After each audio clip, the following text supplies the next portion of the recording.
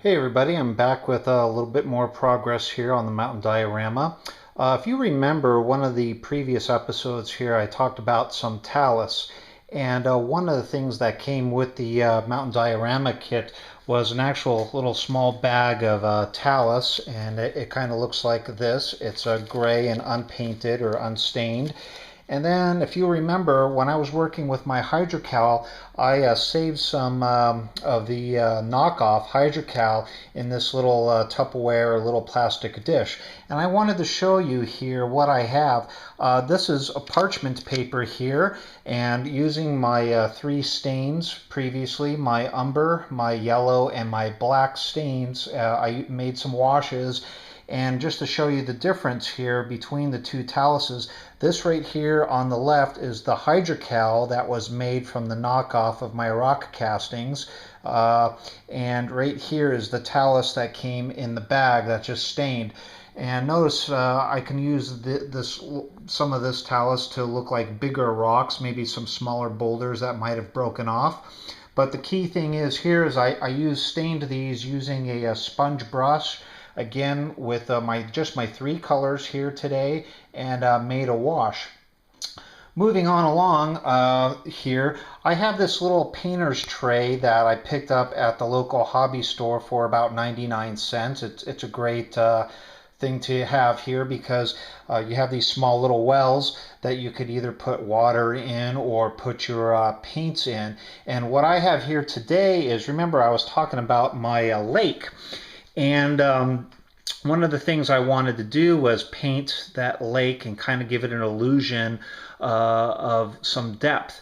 And starting from right to left, I have black, some Mississippi mud, some plaid, some stone wedge green, some aqua, and a pale blue, and finally a liquid pigment. Again, this is my earth undercoat here.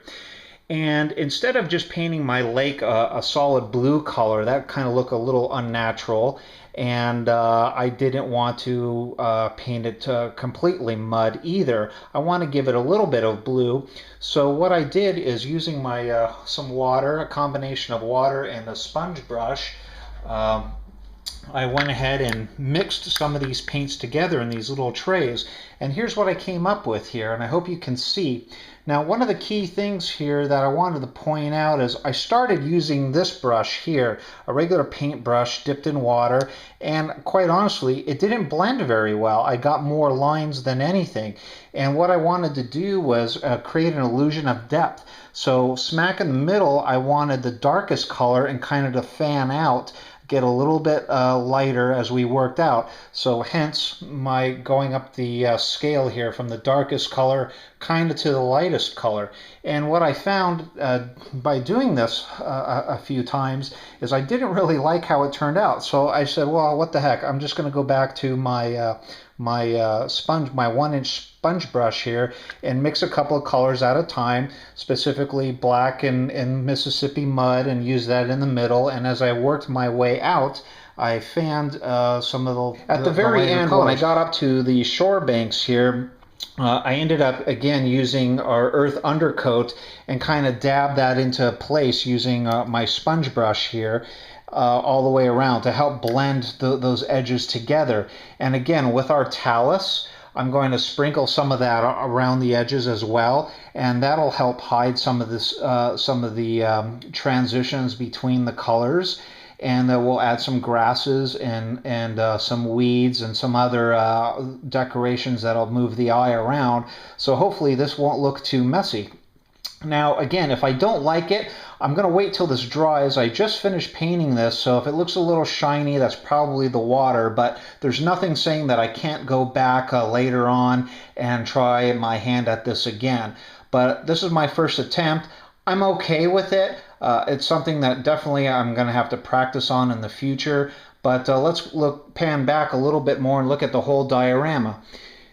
As you can see here from our last video in my series, I've added a lot more of the fine turf now, going in small sections and using our Sceneics cement and water mix. I've gone on and shaken on some light green turf, some hunter green or forest green turf, a little bit of highlights that I had purchased, but overall this is just the very first coating of it, and we still have some patches areas.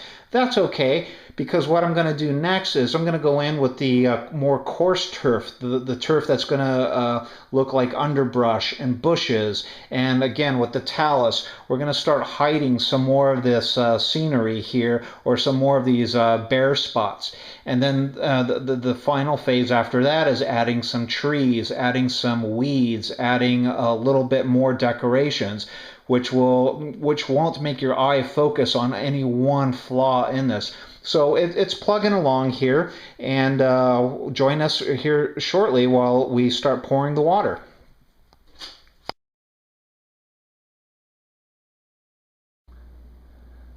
Okay, today's the day I'm actually going to pour some of my water into my lake bed that I've allowed to dry overnight. And truth be told, I'm still not 100% happy with the way this turned out. Not just my painting, but there's definitely, you can kind of tell with the naked eye where the plaster that I mixed meets the gauze in some kind of rough shapes, and it's just not as smooth as I would like it to be. However, I've got a couple of techniques I think that are going to help hide those imperfections and flaws, and I want to discuss those really quick.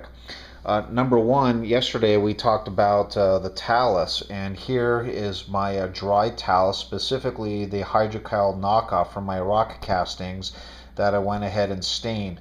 I'm going to go ahead and put a couple of those in my dry lake bed here to cover up some of the bubbles that might have formed from the drying plaster, and maybe around some of the seams here where the painted plaster meets the gauze again, and that'll help hide some imperfections.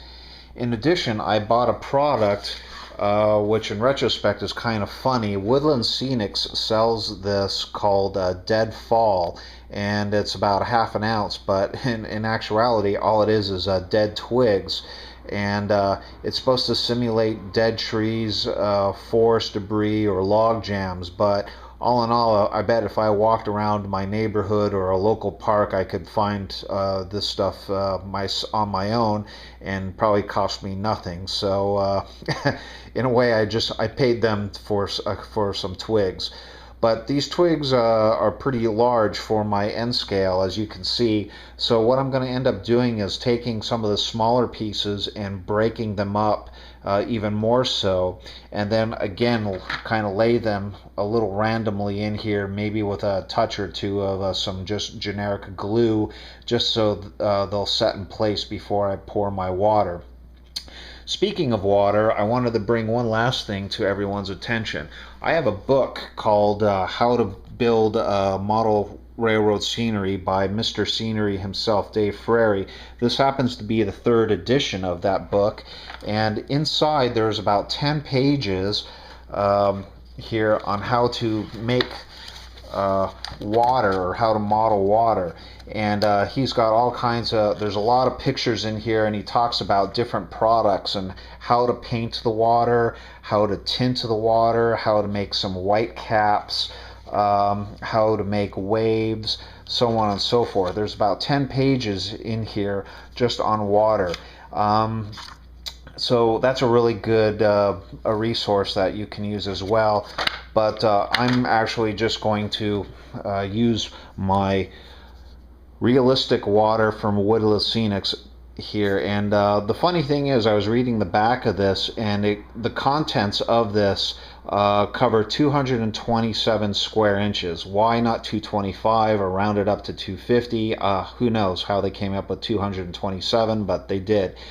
Anyway, the instructions on here is do not shake the bottle, and also you can only pour 1/8 inch at a time, and that 1/8 inch isn't very much, so this is going to take multiple pours and multiple curing times to get this done right. Now, Dave Frary says that you can add some blue acrylic paint to this bottle, maybe 1 to 2 drops, and that'll help tint the water a blue color, but I'm not going to go ahead and do that. And specifically it says do not shake, which I've already mentioned. But anyway, let me get some debris in here and some talus and whatnot, some boulders, and we'll go ahead and start pouring. Okay, I wanted to show you some progress here before I actually pour my realistic water. As you can see, I've added some talus here randomly, sprinkled a little bit in on the base of our pond here, and also I've broken up some of our twigs into smaller pieces and kind of both randomly and directly place them in there. And when I say directly, that's to hide some of the flaws and seams, transitions between the different layers of plaster. And I think it did a pretty decent job. You'll also see that I cut some field grass in there as well, and I've attached little bits of it here with some white Elmer's glue. It's not completely dry yet. When it does dry, that glue will turn clear, so I'm not too worried about that. But the nice thing about all this is, one, it's much more visually interesting than just a plain old lake bed. And number two, which was the key thing here, was to hide a lot of certain flaws, bubbles. It helps blend in a lot more. It makes everything look a lot more natural. So with that being said, I've already uncapped my realistic water, and I'm about to pour my very first amount in here. And I'm going to try to do this as carefully as I can, and at the same time, I'm only going to pour in, as it said, about 1/8 of an inch here, and it's kind of moving a little bit of the talus around. So I'll go in a second and kind of move some of that back. And that's about 1/8 of an inch right there. And it's going to take a couple hours for it to cure, and as it cures, it will definitely turn clear and crystallize. Right now it looks a little milky. That's okay, that's to be expected. And as we said, we pour in this a little bit at a time, 1/8 of an inch in layers, and I'll show you the progress as I pour additional layers here. Thanks.